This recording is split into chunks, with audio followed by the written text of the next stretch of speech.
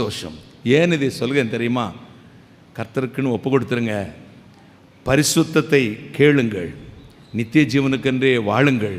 சத்திய வெளிச்சம் உங்களுக்குள்ளிருந்து பிரகாசிக்கும். கைகளை தட்டி ஒரு அல்லேலூயா, ஹல்லேலூயா. சரி, இந்த உலகத்தை குறித்து 2024 வருடத்தில் ஆண்டவர் எனக்கு என்ன சொன்னார்? கர்த்தருடைய வார்த்தை வானத்தையும் பூமியும் சர்வ சிருஷ்டியையும் உண்டாக்கின சர்வ வல்லமுள்ள தேவனுடைய வார்த்தை இந்த வருடத்திற்கும் பின்வரும் நாளுக்கென்றும் கூறப்பட்டது.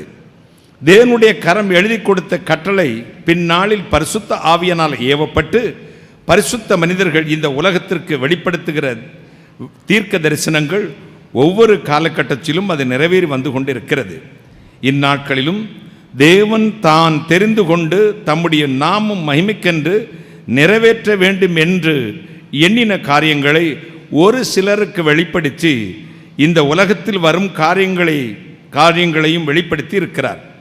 வரும் காரியங்களை குறித்து என்னிடத்தில் விசாரியுங்கள் என்று சொன்ன தேவனுடைய வார்த்தையின்படி கர்த்தருடைய சமூகத்தில் காத்து கிடந்து நான் ஜெபித்த போது கர்த்தர் எனக்கு அருளின தேவ வார்த்தையின் வெளிப்பாட்டின் விவரமாவது, உலகத்தில் இருக்கும் பல ஆண்டுகளாய் வேர்பிடித்து உறுதியான இடத்திலே முளைத்து வளர்ந்த பெரிய மரத்தை சூறாவளி காற்று சுற்றி சுழன்று அடிப்பது போல இந்த ஆண்டில் மனிதன் தோன்றிய நாளிலிருந்து இதுவரை நடக்காத கொடிய காரியங்கள் இந்த பூமியில் நடக்க தொடங்கும். அதர்மம் தலைதூக்கி நிற்கும், நீதி மங்கிப்போம். கோரமான இருதயமுடைய மனிதர்கள் பலர் உலகின் பல நாட்டின் தங்களுடைய செங்கோல்களை ஸ்தாபிப்பார்கள். ஜனங்கள் திகிலும் பயம் அடைவார்கள். நீதி தடுமாறும். தேவனுக்கு பயப்படும் பயம் மனித இதயத்தில் இருந்து அகன்று போம். இந்த வருடத்தின் 3 பெரிய இயற்கை பேரிடர்கள் உலகத்தை பதற வைக்கும். இதோ காற்றினாலும் தண்ணீரினாலும் பெரிய சேதங்கள் 3 முறை நடக்கும். பாதைகள் அடைக்கப்படும், வழித்தடங்கள் மூடப்படும், ஜனங்கள் அங்கலாய்ப்பார்கள். மேகத்தின் நடுவிலிருந்து பெரிய தீங்கு பூமியை நோக்கி வருகிறது. தேசத்தின் சமாதானம் எடுபட்டு போகும். யுத்தத்தின் தொனி உண்டாயிற்று. நான் பார்த்து கொண்டிருந்த பொழுது தேவதூதன் பெரிய தீ வட்டி போன்ற நெருப்பு பந்தை பற்ற வைத்து 5 தேசங்கள் மேல் போட்டான். யுத்தம் வெடிக்கும். பல நாடுகள் தங்கள் நிலையில் தடுமாறும். புதிய கூட்டணிகளை அமைத்து மனித அழிவை ஏற்படுத்துவார்கள். பாலைவன பிரதேசங்களில் பெரும் நஷ்டம் உண்டாகும். தேவனுடைய நகரத்துக்கு விரோதமாக அம்புகள் எய்யப்படும். பெருத்த சேதம் உண்டு.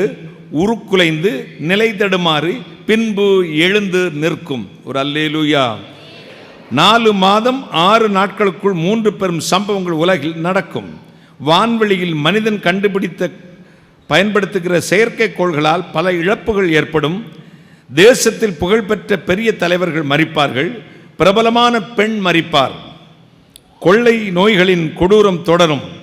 பல மனித மரணங்களை பார்த்தேன். பல நாடுகள் பொருளாதார இழப்புகளை சந்திக்கும். பெரிய வர்த்தக நிறுவனங்கள் தங்கள் ஸ்தானங்களை இழக்கும்.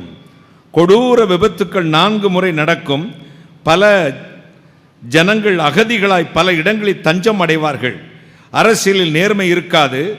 பக்க வழியாய் பல தந்திரம் செய்து பதவிகளை பிடித்து கொடூர சட்டங்களை கொண்டு வருவார்கள். வேலை இழந்து ஒரு கூட்டம் தள்ளாடும். விஞ்ஞான உலகில் பெரும் நஷ்டம் உண்டாயிருக்கும்.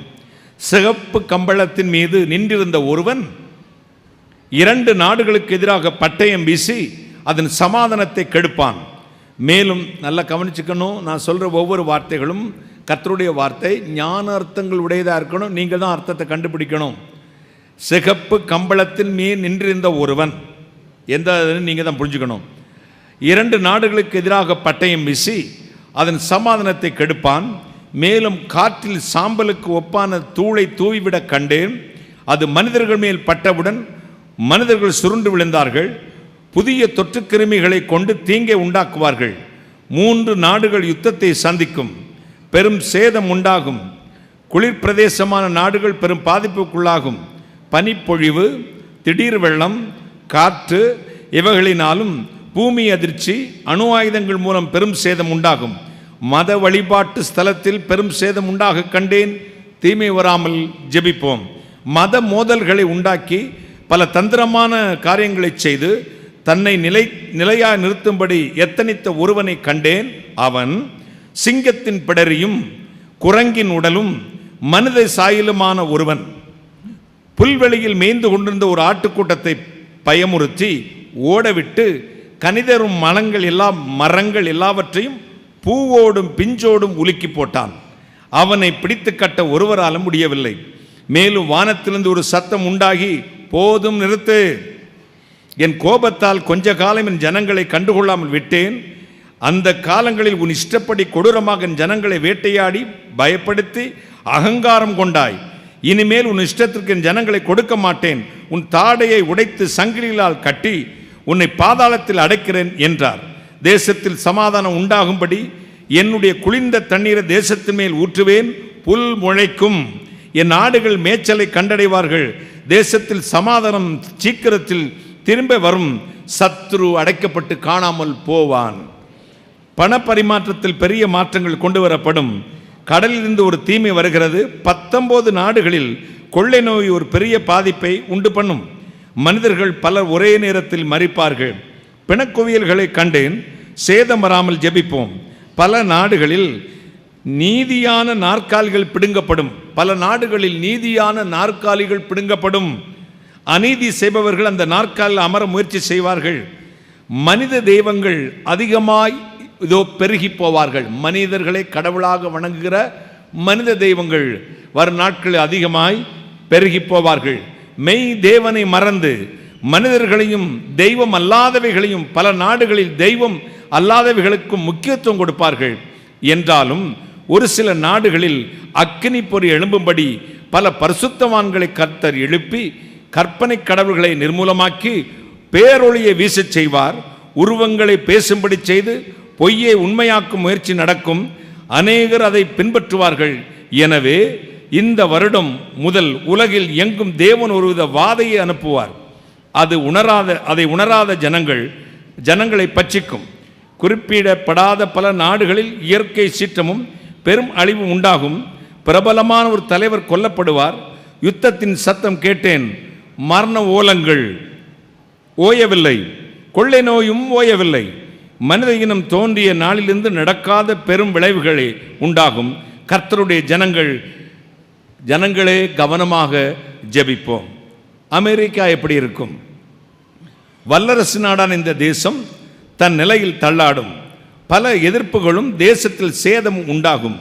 3 பெரும் பாதிப்புகளை சந்திக்கும். 2 நாடுகளுடன் போராட வேண்டும். இந்த தேசத்திற்கு மறைமுகமாக குறிவைக்கப்பட்டுள்ளது என்றாலும் தப்பிச் செல்லும். அரசியலில் பெரும் மாற்றம் உண்டாகும்.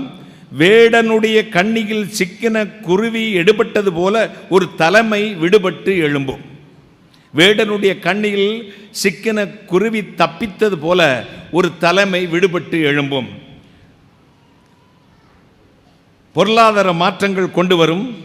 வெளிநாட்டிலிருந்து குடி போனவர்களுக்கு பிரச்சனை உண்டு. மறுபடியும் கர்த்தருடைய வெளிச்சம் தேசத்தில் உதிக்கும். குப்பைகளை சுத்தம் செய்வது போல ஒரு சுத்திகரிப்பு உண்டாகும். வருகிற 5ஆம் மாதம் 17ஆம் தேதிக்குள் ஒரு பெரிய சம்பவம் நடக்கும்.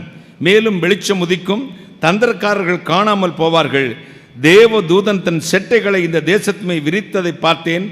தேச பாதுகாப்பிற்காக ஜெபிப்போம். ஆஸ்திரேலியா தேசத்தில் செழுமை எழும்பும். இந்த தேசத்துக்கு விரோதமாக 3 எதிர்ப்புகள் எழும்பும். வெளியிலிருந்து குடியேறியவர்களுக்கு பிரச்சனை ஏற்படும். 2 பெரும் இயற்கை சீற்றம் உண்டாகும். புதிய சட்டங்கள் கொண்டு வரும். கர்த்தருடைய வார்த்தையின்படியே 7 மாதம் 19ஆம் தேதி இந்த தேசத்திற்கு நடக்கும். பிரிட்டன் பல போராட்டங்களை சந்திக்கும். பக்கவழியாக வந்தவர்களினால் தேசம் அதன் ஸ்தானத்தை இழக்கும். 2 பெரும் விபத்துகளை தேசம் சந்திக்கும். குழப்பமான சட்டங்கள் காரியங்களை செய்யும். புதிய நோய்களை தோன்றும். பெரிய தலைமை பிரச்சனைகளை சந்திக்க வேண்டி வரும். தேசத்தில் மிகவும் பிரபலமானவர் மரிப்பார். சத்தியத்தின் வாசல்கள் மூடப்படுவதற்கான வேலைகளை மறைமுகமாக நடக்கும். எனினும் தேவன் தன் கரத்தை நீட்டி சத்துருக்களின் தலைகளை நசுக்கி போடுவார். ஸ்வீடன் புதிய காரியங்களை செய்யும்.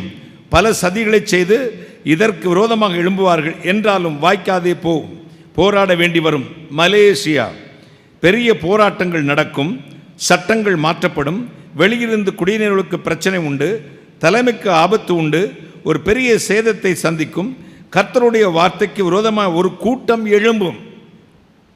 தேவன் சீக்கிரத்தில் காரியங்களை வேறு விதமாக முடிய பண்ணுவார். தேவனுடைய தயவு சீக்கிரத்தில் அவருக்கு காத்திருக்கிற ஜனங்கள் மீது இறங்கும். ஜூலை மாதம் 9ஆம் தேதியில் ஒரு பெரிய சம்பவம் நடக்கும். தேசத்தின் மகிமையான வெளிச்சம் மீண்டும் பிரகாசிக்க ஜெபிப்போம். இந்தோனேஷியா மறுபடியும் பல சேதங்களை சந்திக்கும். 2 தீமைகளை சந்திக்கும். வலை வீசுவது போல தேசத்தின் மீது தீமை வீசப்படும். ஜப்பான் மறைமுகமான பெரும் விளைவுகளை சந்திக்கும். பெரும் கண்டுபிடிப்புகளை கண்டுபிடிக்கும். இயற்கையின் சீற்றம் பழுது ஏற்படும். தலைமைக்கு பிரச்சனை உண்டு. ஜெர்மன் தேசத்தின் மீது கருப்பு கம்பளம் விரிக்கப்பட்டது. தலைமை போராட வேண்டும். புதிய நன்மை உண்டாகும்.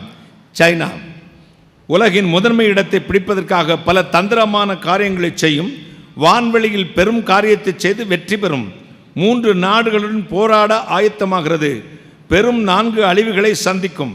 இந்த தேசத்திலிருந்து அக்கினி அம்புகள் 3 நாடுகளுக்கு விரோதமாய் எய்யப்படும். பொருளாதாரத்தில் முன்னேறும்.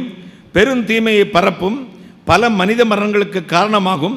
தீமை வராமல் ஜெபிப்போம். இஸ்ரேல் தீமை சூழப்பட்டிருக்கிறது.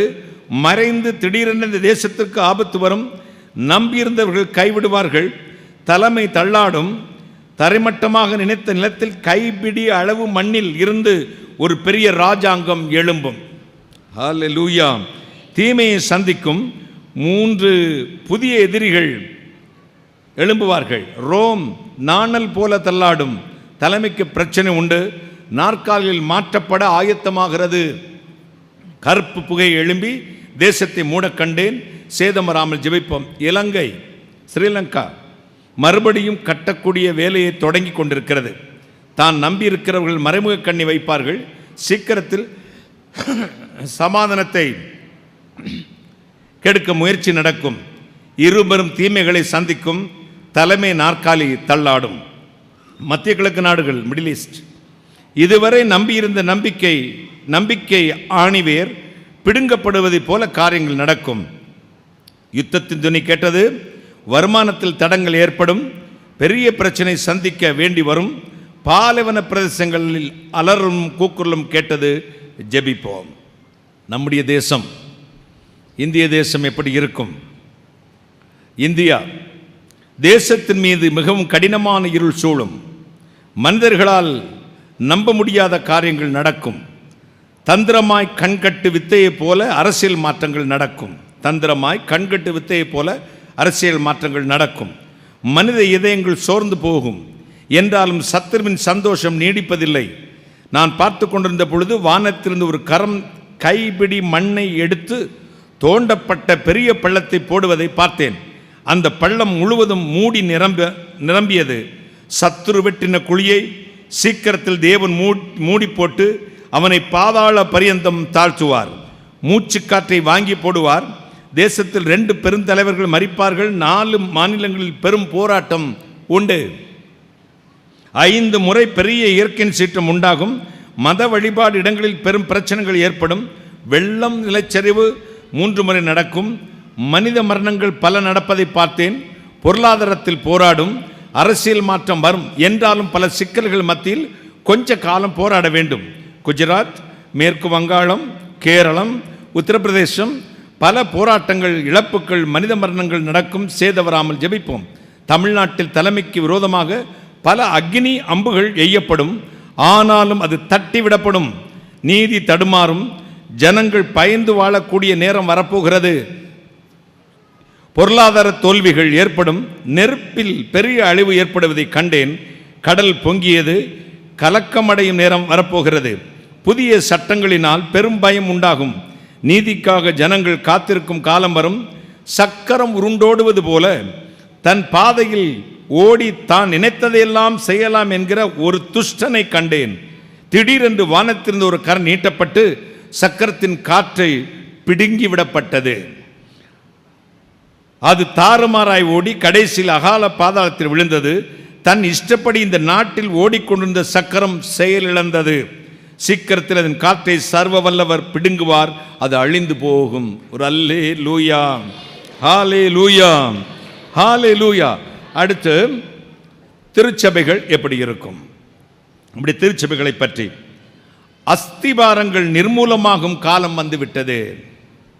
துயரமான காரியம் இது. அஸ்திபாரங்கள் நிர்மூலமாகும் காலம் வந்துவிட்டது.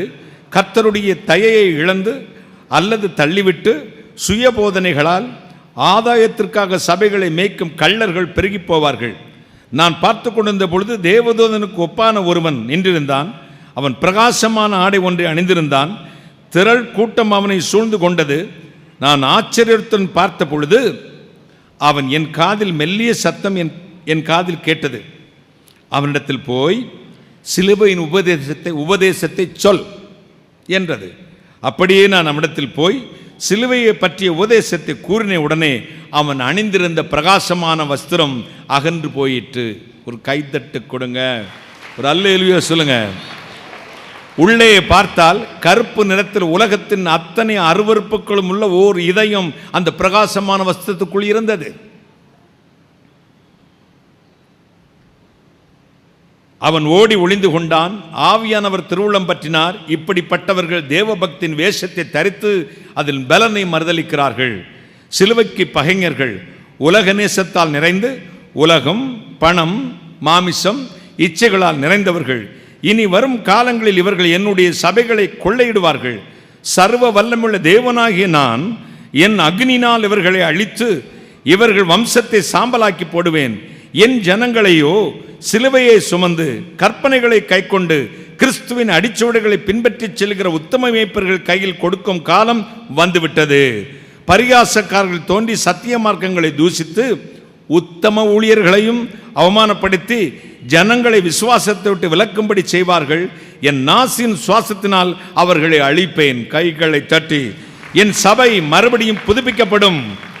என் சபை மறுபடியும் புதுப்பிக்கப்படும். என் ஆடுகளுக்கு நித்திய ஜீவனை கொடுப்பேன். என் கையிலிருந்து ஒருவரும் அவைகளை பறித்து கொள்ள முடியாது என்று சேனைகளின் கர்த்தர் சொல்லுகிறார். கைகளை தட்டி ஒரு ஆமேன். விசுவாசிகளுக்கு என்ன வைத்திருந்தார்? அது எல்லா வருஷமும் போல அசுஷல். என் இரத்தத்தினால் மீட்டுக்கொண்ட என்னுடைய ஜனத்திற்கு வருங்காரியங்களை வெளிப்படுத்தும்படி இந்த வருடத்தில் சத்தியத்தை கைக்கொண்டு உலகத்தால் கரைபடாதபடி காத்துக்கொள்கிற உங்களுக்கு இது மேன்மையான வருடம். கைகளை தட்டி மறுபடியும் உங்களை கட்டி பழுதுகளை சீர்படுத்துவேன். விழுந்து போன தாவீதின் கூடாரத்தை மறுபடியும் எடுத்து பூர்வ நாளில் இருந்தது போல ஸ்தாபிப்பேன் என்று என்னுடைய வார்த்தையின்படி உங்களையும் உங்கள் குடும்பத்தையும் ஆவிக்குரிய வாழ்க்கையும் நான் கட்டி உயர்ந்த இடத்தில் நிலைநிறுத்துவேன். உலகமெங்கும் திகிலும் பயம், இழப்பு, வியாதிகளும் வரும் என்றாலும் இது ஒன்றும் உங்களுக்கு வராதபடி உள்ளங்கையில் வைத்து உங்களை காத்து தீங்கிற்கு விலக்குவேன். இதுவரை உங்களை தொடர்ந்து வந்த துஷ்டன் முற்றிலும் சங்கரிக்கப்பட்டான். ஓ, கைகளை தட்டி. இதுவரை உங்களை தொடர்ந்து வந்த சத்துரு முற்றிலும் சங்கரிக்கப்பட்டான். இனி உன் வழியா அவன் வருவதில்லை. 9 மாதம் முடிவதற்குள் உங்கள் தோஷம் மாறி இரட்சிப்புக்கான ஆசீர்வாதத்தை உங்களுக்கு கொடுத்து உங்களை சிறந்திருக்க பண்ணுவேன். கர்த்தருடைய ஆவியானவர் உங்கள் நடுவில் இருப்பார். சத்துரு வெள்ளம் போல் வரும்பொழுது கர்த்தருடைய ஆவியான அவனுக்கு விரோதமாய் கொடியேற்றுவார். உங்கள் வாசலில் வெற்றி கொடி பறக்கும். உன் அலங்கத்துக்குள்ளே சமாதானமும் உன் அரண்மனைக்குள்ளே சுகமும் தங்கி இருக்கும் என்று சேனைகளுடைய கர்த்தருடைய வாய் எனக்கு சொல்லிற்று. கைகளை தட்டே ஒரு அல்லேலூயா சொல்லுங்க. ஹalleluya, ஹalleluya, ஹalleluya. நிகரே இல்லாத சர்வேசா திகழும் ஒளி பிரகாசா துதி பாடிட